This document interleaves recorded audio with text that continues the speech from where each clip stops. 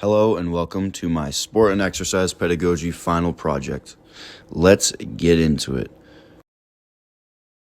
Alright, so some cues for this exercise. The first one is to have that down foot flat on the ground. Next, you're going to have your up knee bent at about a 90-degree angle. You're going to drive up to bridge and have a controlled descent. Next is the walking inchworm. Start in a high plank position and slowly inch your feet forward onto your toes. Make sure to keep your legs straight. Then you're going to inch your hands forward back into a high plank and repeat this motion. Next, we have the trap bar deadlift. Right before you lift off, make sure to pull the slack out of your bar. This will create tension in your lats. Then once you lift, imagine you're pushing your feet through the floor.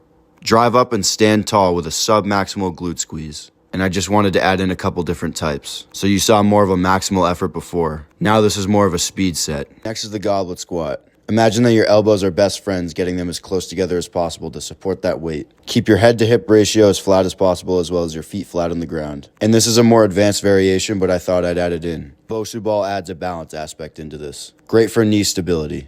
Next, we have the barbell bench press. First off, make sure your feet are flat on the ground to create that leg drive. It's hard to see here, but I assure you my feet are flat. Next, imagine you're pulling the bar down to your chest and then push the bar away from your chest. As you can see, this is a more maximal effort, but I'm maintaining my same form. Then we have the lat pull down. Keep a tall chest throughout the rep. Squeeze those lats and lower the bar to your chin. Make sure to keep a controlled and full range of motion.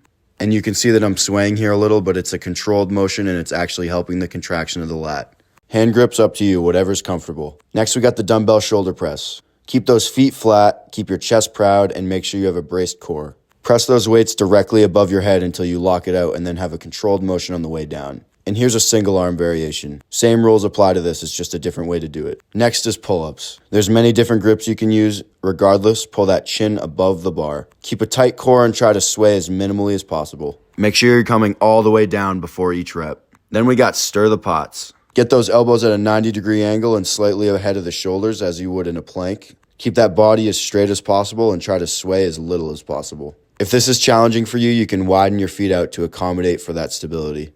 Now we have the ab wheel. The cues here are pretty simple. Keep that core tight, make sure it's a controlled motion, and do not overextend on the way down. Make sure to squeeze that core the entire time. Now we have the farmer's carry.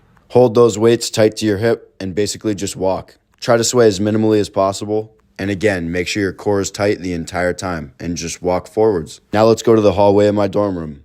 We have dumbbell suitcase carries. Don't let the weight pull you down as you have an unbalanced load. Keep a proud chest and tall shoulders and hold that weight tight to your hip. And again, just walk.